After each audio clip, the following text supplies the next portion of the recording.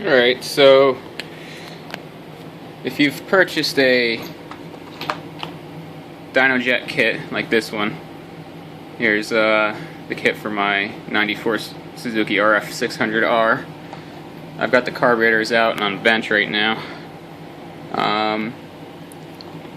If this is your first time buying a DynoJet kit, you might be wondering why it came with this drill bit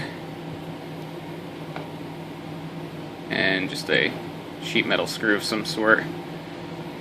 Well, in the directions it will tell you that you have to adjust your air-fuel mixture screw. In the US, the EPA does not want you adjusting that air-fuel mixture screw, and what they do, or require on the carburetors, is to plug them after the factory has them set. Luckily, they don't make it impossible to get to, but they do make it kind of difficult.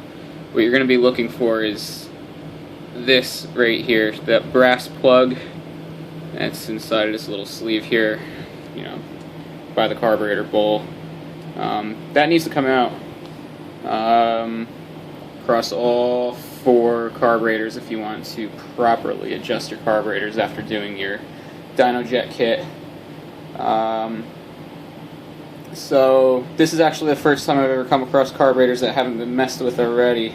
I've done quite a few carburetor upgrades, rebuilds, cleanouts, and just about every time I expected to see a plug there wasn't one there, which means somebody had already gotten their hands on it and taken it out. This is the first time. It's taken 21 years for somebody like me to come along and pull them out of this bike, which is kind of concerning to me because the bike does have an aftermarket pipe on it, and normally you would want to adjust these mixture screws if you have an aftermarket pipe, so I'm assuming that this bike wasn't jetted properly from the get-go as soon as that pipe was put on. So anyway, let's get going. I'm going to get my drill and I'm going to see just how difficult it is to pull these guys out.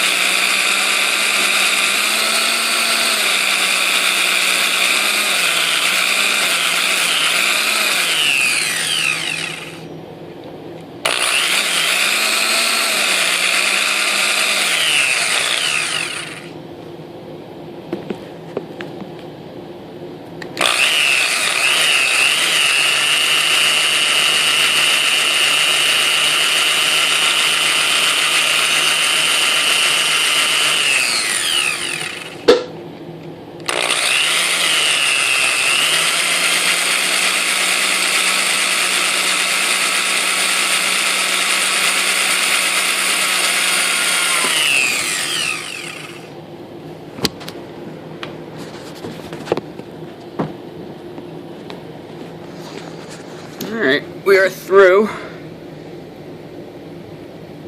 and as you can sort of see in there, behind all the chips, we've got flathead screw. That is your air-fuel mixture adjuster. So, next step is we are going to put our supplied screw in. Let's get rid of all these chips first.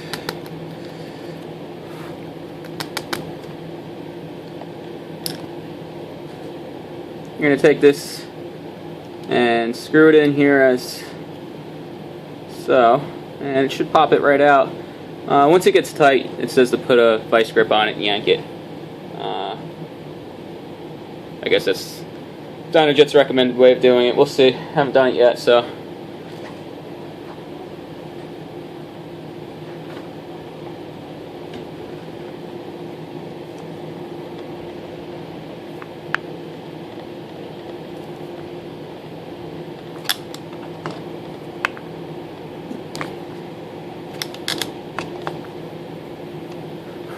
Alright, the entire plug appears to be spinning. And I gotta run and get my vice grips now, but that looks like it'll pop right out, so.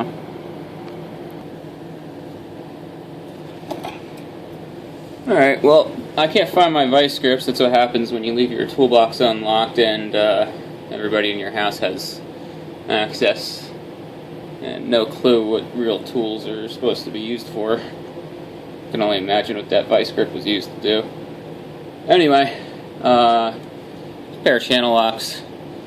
I think I can get it out. Trick here, if you're having trouble, is you're going to want to spin as you pull. So if you just give it a little spin, drop the phone while you're trying to record as well. You want to pull and spin. Pull and spin. And like I said, there you go. And your plug is out.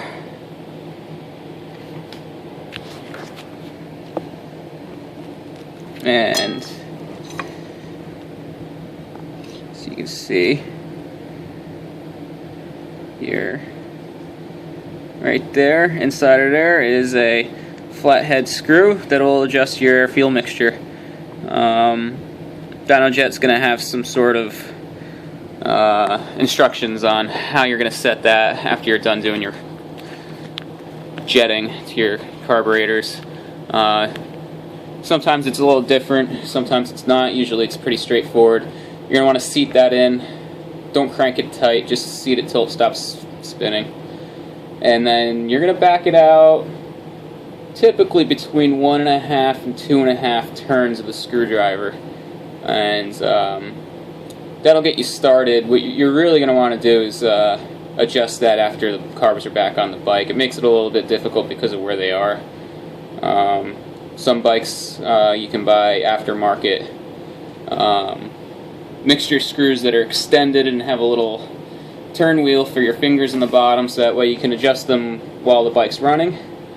I have done that for the rest of my bikes. This carb rebuild jetting has been a little bit short notice, so I didn't get all the tools and parts and pieces that I should have had for it. I'm trying to do this all in one day and get back on the road by this afternoon.